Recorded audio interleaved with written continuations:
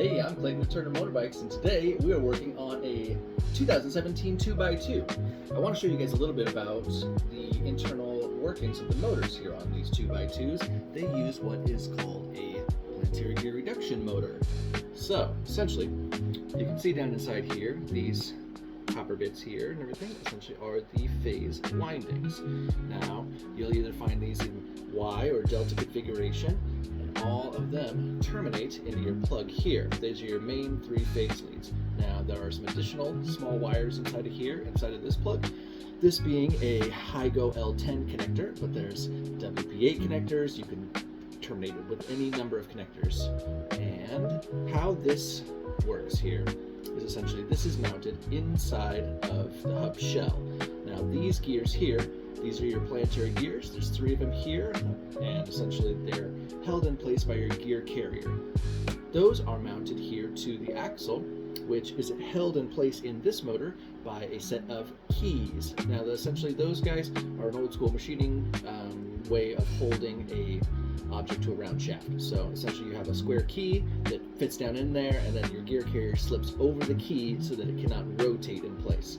That allows when the center gear here, let's see if I can get you a shot down. The center gear in the middle there is attached to the actual magnet basket here.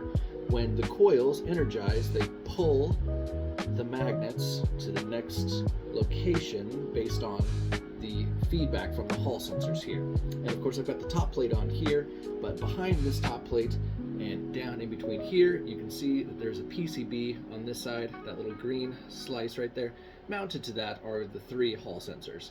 So those detect the positions of the magnets and send that feedback to the controller, which sends power down the phase windings to rotate to the next position.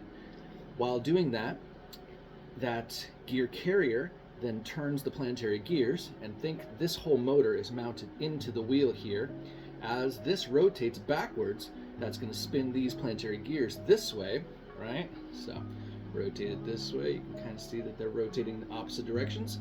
So as fast as this is spinning backwards, whatever the gear ratio is between the center gear here on the outside gears and the number of teeth on the outside gear here, whatever that ratio is how fast this one is spinning backwards while your wheel is then turning forwards. So a lot of these hub motor drives that have internal planetary gears are driven by an annulus gear actually mounted inside the hub shell of the motor.